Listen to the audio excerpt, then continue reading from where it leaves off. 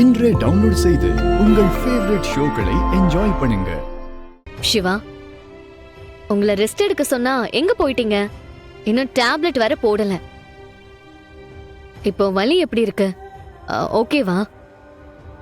என்னாச்சு சிவா?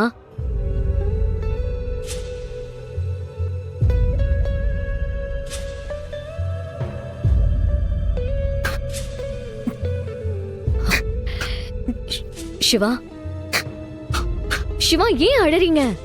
என்னாச்சு? சிவா, என்னன்னு கேக்குறேன்ல. யாராவது ஏதாவது சொன்னாங்களா? சொல்லுங்க. அப்பா அப்பா அப்பா அப்பா என்ன சொன்னாரு? என்கிட்ட பேசினாரு. என்ன அவரோட பையன்தான் சொல்லி ஒத்துக்கிட்டாரு. என்ன சொல்றீங்க சிவா? என்ன நடந்துச்சு? மாமா எப்ப உங்ககிட்ட அப்படி சொன்னாரு? இப்பதான் ஐலி அப்பா என்கிட்ட பேசினாரு. என் மனைவி சங்கரி எனக்காக இப்படி ஒரு தியாகத்தை அவர் செஞ்சா. நீதாண்டா என்னோட மூத்த பையன். எனக்கு எவ்வளவு சந்தோஷமா இருக்கு தெரியுமா? இதுக்காக தானே இத்தனை வருஷமா ஏங்கிட்டு இருந்தீங்க. நான் தான் அப்பவே நம்பிக்கையோட இருங்கன்னு சொன்னேன்ல. இப்ப பாருங்க, மாமா அவராவே உங்ககிட்ட வந்து பேசிட்டாரு. ஆமா ஐலி, எனக்கு இது போதும். என்னமோ இந்த ஜென்மம் முழுக்க வாழ்ந்துட்ட மாதிரி அப்படியே என் மனசெல்லாம் நிறைஞ்சிருக்கு. இனிமேல் நான் கடவுள்கிட்ட எதுவுமே கேட்க போறது இல்ல. எனக்கு இதுவே போதும். இல்ல சிவா, நீங்க இப்படியெல்லாம் நினைக்காதீங்க. இது மட்டும் போதாது. மாமா சொன்ன மாதிரி அவர் எல்லாரும் முன்னாடியும் அவரோட மூத்த மகன் நீங்க தான் சொல்லணும்.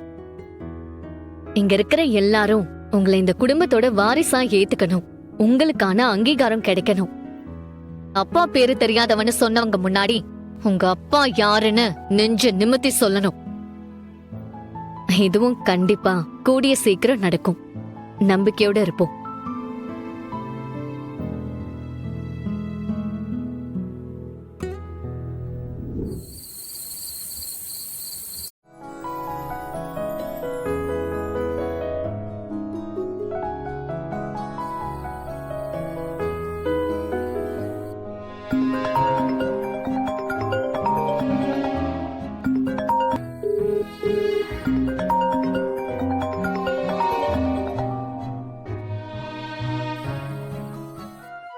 என்ன இந்த நேரத்துல கால் பண்றான்? ரொம்ப ஓவரா தான் பண்ணிட்டு இருக்கான். எப்போ என்கிட்ட வாங்கி கட்டிக்க போறான்னு தெரியல.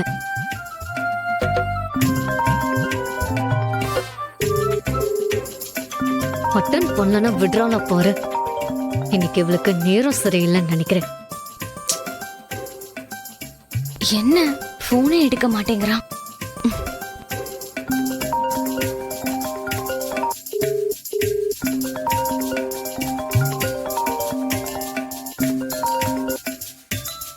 ஏ சிவா, என்னாச்சு? நான் 2 தடவை ஃபோன் பண்ணிட்டேன். நீ அட்டெண்டே பண்ணல.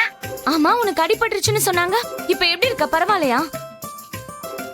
உனக்கு அடிபட்டுருச்சுன்னு கேள்விப்பட்டதும் எனக்கு கையும் ஓடல காலும் ஓடல. ஆமா, நீ என்ன பண்ணிட்டு இருக்க? எனக்கு இப்பவே உன்னை பார்க்கணும் போல இருக்கு. நீ வா, நம்ம மீட் பண்ணலாம். முடியாது.